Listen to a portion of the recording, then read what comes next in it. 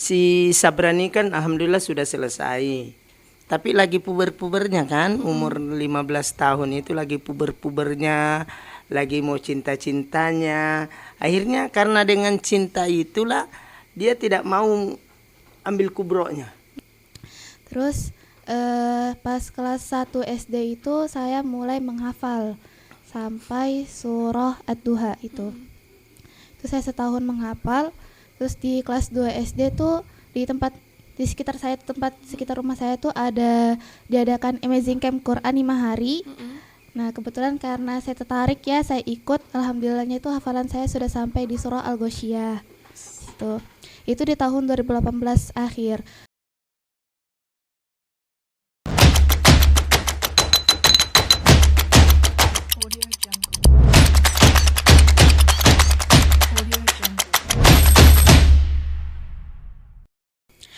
Memang baik menjadi orang penting, tapi lebih penting menjadi orang baik. Quotes dari Jenderal Hugeng. Assalamualaikum warahmatullahi wabarakatuh. Waalaikumsalam warahmatullahi wabarakatuh. Halo Sospan semua, kembali lagi di Spansel Podcast. Bersama saya Maulidina Nazwa Syifa Syarani sebagai podcaster.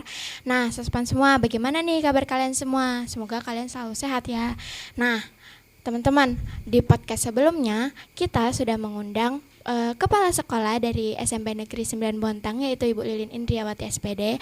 Dan sekarang tim kami mengundang tamu spesial, yaitu 1 murid dan 1 guru. Perkenalkan, di sini sudah ada Naura Zubia Safitri kelas 9B dan juga Pak Abdillah Daeng Sibali. Selamat datang Pak Daeng dan Naura. Selamat datang. Terima kasih ya Pak Daeng dan Naura sudah menyempatkan waktu untuk datang ke sini.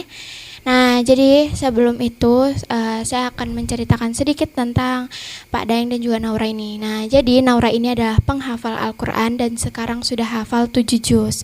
Dan Pak Daeng ini adalah guru matematika sekaligus agama di Sepansel. Nah, Pak Daeng ini mungkin bisa menceritakan sedikit tentang perjalanan jadi guru dari tahun berapa Pak Daeng? 98. Oh, dari 1998, 27 tahun yang lalu. Nah, boleh diceritain nggak Pak Daeng? Boleh, alhamdulillah. Terima kasih banyak bagi warga terkhusus Pansel agar senantiasa kita ini diberikan keberkahan, diberikan kesehatan, sehingga kita nantinya terutama anak-anakku sekalian yang ada di Spansel sendiri bisa meniru atau bisa seperti saya sampai sejauh saya mengajar. Berarti saya ini sudah tua sebenarnya. Umur saya hampir 50 tahun. Bulan 9 nanti itu sudah 50 tahun. Jadi sejak umur saya 22 tahun itu sudah jadi guru. Sebenarnya waktu awal saya merantau ke Bontang itu kan tahun 1993. 1993 itu saya mulai bolak-balik. 94 kuliah bolak-balik ke Sulawesi Tengah. Kebetulan tempat lahir saya kan Sulawesi Tengah. Jadi saya kuliah di Palu, di waktu itu masih Sekolah Tinggi Agama Islam Negeri, STAIN Datuk Karama Palu. Saya alumni pertama STAIN Datuk Karama Palu. Sebelumnya itu kan masih cabang dari Makassar, YAIN Makassar waktu itu. Kita STAIN, setelah saya KKN, singkat cerita di situ dulu. Saya mulai kuliah kerja nyata, saya ke Bontang lagi cari uang. Saya ke Bontang itu sebelum sarjana itu sudah sering cari uang di Bontang. Ketika libur ke Bontang, kebetulan kakak punya usaha bengkel, jadi saya datang bantu-bantu di bengkelnya. Alhamdulillah dapat uang biaya SPP. Waktu itu masih zaman SPP-nya masih, kalau dulu itu lumayan mahal, 1.200.000 SPP-nya per 6 bulan.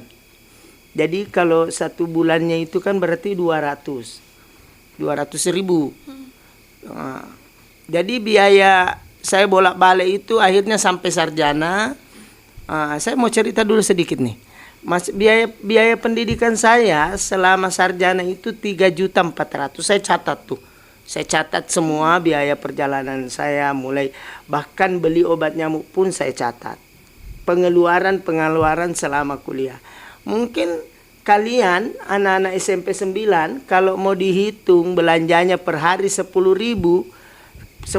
sehari nih. Sementara saya biaya hidup saya hitungkan itu biaya pendidikan itu 3.400.000, sudah dapat gelar sarjana agama waktu itu. Setelah itu saya sudah mulai merantau ke Bontang.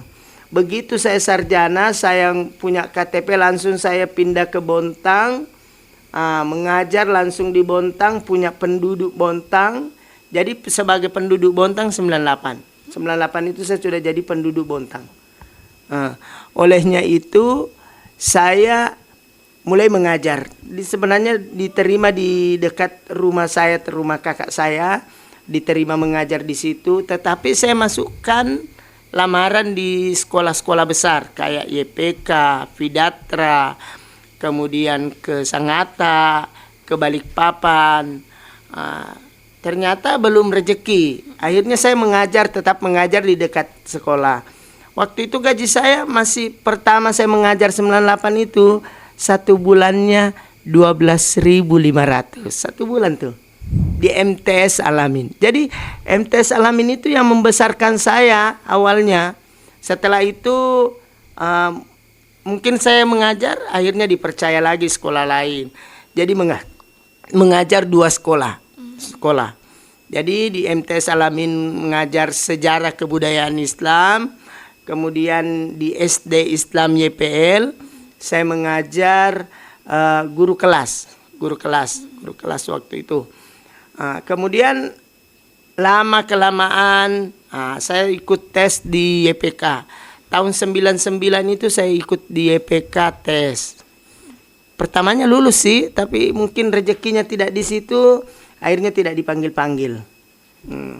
Kemudian tahun 2099 juga saya ikut tes dosen di YAIN Samarinda. Maksudku itu masih Stein itu. Di YAIN ikut tes di sana 3 hari berturut-turut tesnya. Ternyata belum rezeki juga. Itu perjalanan.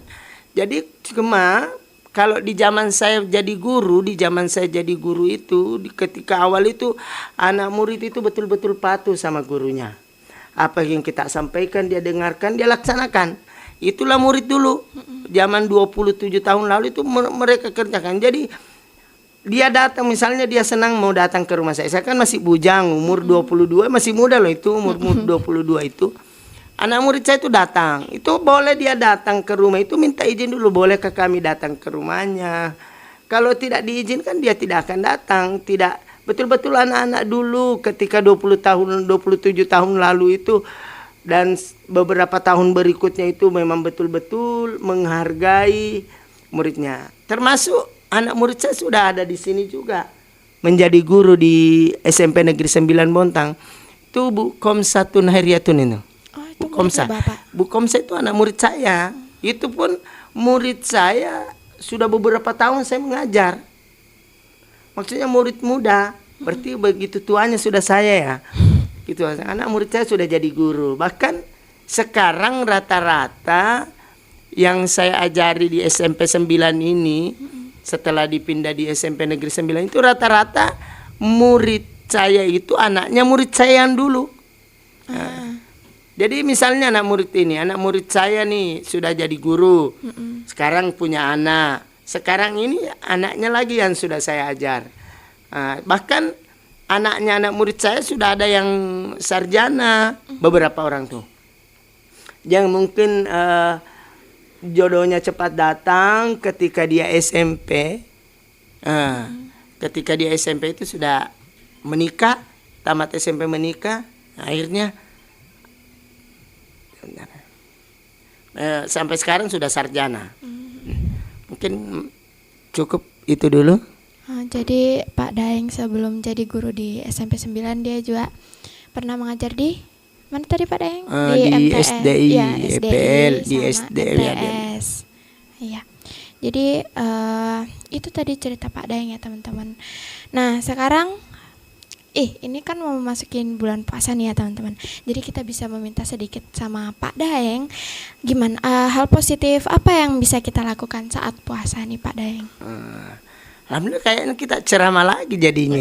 Udah apa Pak Daeng? Kalau minta hal positif yang dilakukan di bulan Ramadan, terkhusus kalangan anak muda, anak-anakku sekalian yang ada di SMP Negeri 9 Montang. Hal apa saja yang perlu dilakukan ketika di bulan Ramadan? Hal positif banyak sekali. Karena kenapa? Kenapa kita harus melakukan hal positif? Karena ketika di bulan Ramadan ini dilipat gandakan kebaikan-kebaikan yang kita lakukan. Bahkan kan di dalam hadis dikatakan bahwa jin-jin yang ada, setan-setan yang ada itu kan dibelenggu. Dibelenggu. Akhirnya kita ini diusahakan berkonsentrasi penuh di bulan Ramadan itu untuk meraih kebaikan. Salah satu kebaikan yang pertama Al-Quran. Al-Quran ini penting. Salah satu contoh ini yang kita undang sekarang kita ini. Ini kan penghafal Al-Quran. Sudah 7 juz hafalannya, Masya Allah. Anak saya di pondok itu sekarang, terkhusus dia di pondok itu yang anak saya, si Najla Isnatus Sabrina itu Najla. Biasa dipanggil Sabrina. Itu sudah 6 tahun di pondok. Itu baru 10 juz hafalannya. Dia di sekolah umum, dia sekolahnya di umum di SD, kemudian di umum lagi SMP mampu menghafal 7 juz. Jadi itu Al-Quran. Karena kenapa? Sab'asa nabila fi kulli sumbulatin mihati habba. Dilipat gandakan laksana sebuah pohon bertangkai 7, satu tangkainya berbuah 100. Jadi berapa ratus tuh pahalanya di bulan Ramadan ini dilipat. Jadi pekerjaan sunnah berpahala seperti wajib. Jadi misalnya kita sholat sunnah di bulan Ramadan, sama pahalanya kalau kita sholat wajib 5 waktu kalau di luar Ramadan itu sendiri. Kemudian zikir, itu kan gampang zikir pagi, zikir petang.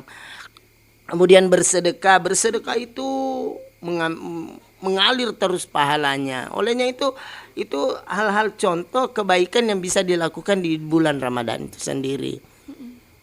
Jadi hal positif yang bisa kita lakukan di bulan Ramadan menurut Pak Daeng ini adalah membaca Al-Quran, lalu berzikir, serta bersedekah. Nah, sekarang kita lanjut nih teman-teman ke Naura. Nah, Naura ini adalah siswa yang menghafal Al-Quran sudah 7 juz. Nah, teman-teman pasti kalian nih penasaran gimana sih dia bisa jadi penghafal Al-Quran. Nah, jadi kita bakal menanyakan cerita singkat dulu awal dia pertama menghafal Al-Quran. Boleh diceritain Naura? Iya, awal menghafal itu sebelumnya mengaji dulu ya seperti biasa. Mulai dari TK saya menghafal hadis dulu, menghafal hadis, doa sehari-hari, terus hafalan surah-surah pendek kayak An-Nas, Al-Falaq, Al-Ikhlas seperti itu. Terus pas kelas 1 SD itu saya mulai menghafal sampai surah Ad-Duha itu. Itu saya setahun menghafal. Terus di kelas 2 SD tuh di sekitar rumah saya tuh diadakan Amazing Camp Quran 5 hari. Nah, kebetulan karena saya tertarik ya, saya ikut. Alhamdulillahnya itu hafalan saya sudah sampai di surah Al-Ghoshiyah. Itu di tahun 2018 akhir. Terus di tahun 2019 yang awal, pada saat bulan Februari, itu masjid saya tuh adakan pendaftaran tahfiz, rumah tahfiz Latazan. Yaitu saya ikut karena percuma kalau saya hafalannya cuma sampai di situ saja. Jadi saya ikut selama setahun tuh 2019 saya fokus hafalan di juz 30, saya murojaah. Alhamdulillah dapat situ 1 juz dari An-Naba sampai An-Nas seperti itu. Lanjut di tahun 2020 kebetulan itu corona ya. Jadi itu hafalannya itu lewat VC, lewat WhatsApp seperti itu. Di situ tuh saya ada semangat buat menghafal nih. Jadi 2 tahun dari 2020 sampai 2021 saya kejar sampai 5 juz. Di 30, 1, 2, 3 sama 4. Itu saya kejar. Nah, 2021 tuh 2021 akhir saya wisuda 5 juz seperti itu. Seperti terus di tahun 2022 kan sudah ada nih hafal 5 juz. Saya stopkan dulu karena takut hafalan saya tuh hilang. Percuma ya kalau misalnya hafalan banyak tapi hilang gitu aja. Jadi saya fokus murojaah terus. 2021 saya murojaah, 2022 saya nambah hafalan lagi. Tapi itu cuman sedikit aja, 2 juz itu. Karena kebanyakan murojaah lagi sampai di tahun 2024 saya sudah 8 juz. Itu juga alhamdulillah sudah mungkin kemarin dites sama Ustadz saya, Ustadz Yazid.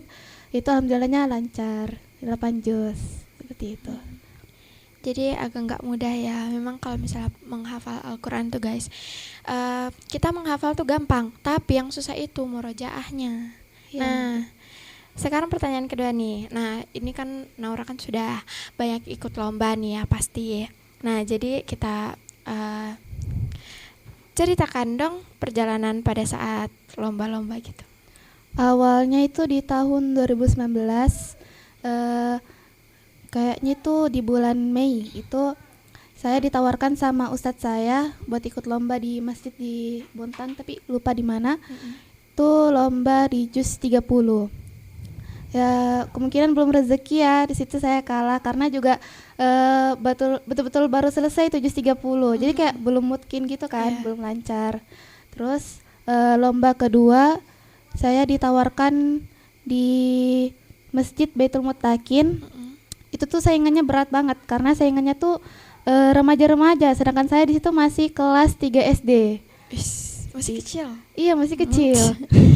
Terus saya kayak sempat tak yakin tuh, kayak ya Allah ini bisa nggak ya aku, karena saya lihat saingan tuh kayak sudah gede-gede gitu, sedangkan saya masih kelas 3 SD. Nah, alhasil di situ alhamdulillah saya dapat rezeki, saya juara 2 lomba tahfiz juz 30 di Baitul Muttaqin bulan Mei itu. Terus di lomba ketiga saya ngewakilin SD saya di 007. Itu saya kemarin pentas PAI, alhamdulillahnya juara 1 tingkat kota. Itu juara 1. Setelah itu habis tingkat kota saya lanjut di tingkat provinsi. Saya wakilin Kota Bontang di Samarinda, dan kebetulan tuh saya jatuh lagi, saya kalah lagi. Terus saya sempat nangis itu karena kayak aku sudah berharap tapi ya jatuh seperti itu. Terus saya ikut lagi lomba di FASI itu kemarin, Festival Anak Soleh di tahun 2019 di bulan Juli. Saya wakilin tempat ngaji saya di Masjid Al-Hikmah. Alhamdulillahnya saya juara 1 di tingkat Kota Bontang seperti itu. Terus semangat saya tuh membara lagi, kayak wah aku menang nih. Aku jadi semangat lagi gitu. Terus saya lancarin lagi hafalan saya. Terus saya ikut lagi lomba-lomba di tahun 2023 tuh saya ikut lomba tahfiz sama lomba ceramah. Sesekali lomba ceramah di Masjid Terapung situ. Itu saya jatuh, saya kalah lagi. Terus semangat saya tuh langsung hilang. Kayak ya Allah ini gimana? Aku kok kalah terus, dari kemarin kalah. Saya sempat gak mau ikut lomba lagi. Terus disemangatin nih sama orang tua, sama mama saya, sama ayah saya, ustadz saya, disemangatin situ. Terus saya ikut lagi di tahun 2024 tuh kemarin ada lomba lagi di Terapung, dan itu jatuh lagi. Situ saya kayak aduh aku gak mau ikut lomba lagi deh, kayak begitu. Terus mama saya tuh selalu ngasih motivasi, ngasih kata-kata penenang gitu biar saya tuh mau lagi ikut melangkah kayak seperti itu. Terus saya ikut lagi lomba, alhamdulillah tuh ya menang karena mungkin salah saya kemarin dari niat. Kemarin itu pas lomba tingkat SMP kemarin saya juara 2 itu, saya perbaiki niat saya kalau menang ini saya hadiahkan untuk dispenser ini, bahkan untuk diri sendiri. Kayak ya Allah semoga aku bisa lah bawa pulang, mungkin ini hadiah terakhir kan, bentar lagi lulus kayak gitu. Dan alhamdulillah kemarin dapat ya juara 2. Kemarin tuh salah 1. Yang baru-baru ini. Iya, yang baru-baru itu. Jadi kayak saya tuh berpikir, oh kalau misalnya mau ngikut sesuatu tuh perbaiki dari niat mungkin. Kemarin tuh saya kayak ikut lomba tuh niatnya cuma mau menang doang, mau pamer-pamer. Tapi setelah perbaiki niat, oh saya langsung jadi mengerti seperti itu. Jadi mungkin karena niat juga ya. Iya, karena niat. Mungkin itu yang dirasakan pada saat lomba gitu ya. Jadi kita tuh pengennya tuh menang aja terus. Jadi kita tuh kayak nggak, ya buat pamer aja sebenarnya, di upload di medsos, wow keren gitu. Iya karena gitu, itu juga yang saya rasakan waktu lomba itu. Saya pengen menang kayak terus, tapi ternyata nggak menang. Jadi ya gitu ya. Jadi perjalanan Naura ini nggak gampang ya teman-teman. Nah sekarang, karena Naura nih udah hafal banyak juz ya, berapa juz? Sebenarnya 8. Oh 8, oh tadi kurang 1 lah berarti. Nah jadi kita minta tips ke dia cara agar hafalan itu tidak hilang. Ini juga bisa jadi pelajaran buat teman-teman supaya bisa menghafal Al-Quran. Yang bisa diceritain Naura? Iya, awalnya tuh hafalan saya tuh hilang 7 juz. Terus dikasih tips nih sama ustadz saya. Jadi saya tuh mandiri, saya lancarin. Kalau sholat subuh tuh saya lancarin entah itu setengah juz atau enggak 1 juz. Juz 30, juz 1. Kayak gitu setiap hari. Itu harus konsisten. Kalau enggak tuh nanti ya perlahan hilang. Terus yang kedua itu jaga pandangan, karena itu tuh bakal pengaruh banget. Terus yang ketiga kurangi cinta-cintaan ya. Itu aduh. Kalau maksiat disatuin dengan Al-Quran tuh nggak bisa. Jadi kalau misalnya mereka disatuin, salah satunya bakal hilang kayak gitu. Terus saya juga kurangi dengar musik, karena takutnya saya hafal musik doang, tiba-tiba hafalan saya hilang kayak gitu. Jadi seperti itu. Jadi banyak-banyak murojaah ya teman-teman kalau misalnya kalian menghafal Al-Quran.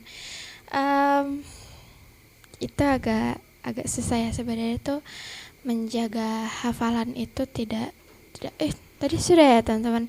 Hafalan itu gampang, tapi yang tidak gampang itu murojaahnya, karena pasti ada rasa malas. Kayak besok aja, terus pas besoknya lagi, terus sampai akhirnya nggak murojaah, terus hafalannya hilang. Saya punya tips di sini. Ya boleh. Kalau tips dari saya, kebetulan kan anak saya kan sudah 4 di pondok. Si Sabrani kan alhamdulillah sudah selesai. Tapi lagi puber-pubernya kan, umur 15 tahun itu lagi puber-pubernya, lagi mau cinta-cintanya. Akhirnya karena dengan cinta itulah dia tidak mau ambil kubronya. Kubro itu duduk sekali hafalkan dari Al-Fatihah sampai An-Nas. Oh, kayak tasmi gitu ya? Tasmi. Iya. Dia belum berani. Padahal waktu dia mulai kubro itu 2 minggu saja, 2 minggu hafal 5 juz kubronya. Karena tinggal mengulang 2 minggu itu. Tapi karena mungkin lagi gejolak cinta anak muda, dia kan lagi sekarang kan umurnya 16 tahun. Dia kan lahir 2008 Desember. Jadi nanti Desember ini 17 tahun. Sudah bisa ambil KTP. Jadi tips yang saya berikan, bilang anak saya itu cocok, bilang kata Naura tadi, kurangi musik, kemudian kurangi, apalagi menjaga pandangan. Jadi kalau menjaga pandangan, apalagi kalau ada anak muda sekarang duduk berdua saling pandang-pandangan, oh itu sudah tantangannya. Jadi kalau memang mau saya sedikit ketawa ini karena kenapa? Ya, karena memang saya juga dulu pernah muda seperti Naura ini, tapi memang saya dulu walaupun tidak menghafal Al-Quran, saya kenal cinta itu ibaratnya betul-betul mencintai itu kelas 3 SMA, sudah mau lulus baru merasa punya cinta. Tapi buat anak-anak muda sekarang, cinta itu kalau memang mau dijadikan satu motivasi, jangan berduaan. Setiap ketemu pacarnya harus ada orang ketiga. Itu penting, apalagi zaman sekarang, dan penting ini untuk pendidikan ke depannya. Ya, pokoknya hindari pacaran, kurangi musik. Betul dikatakan Naura, saya Ya, memang betul. karena kalau mau lari ke hadis lagi, apa kata Rasulullah?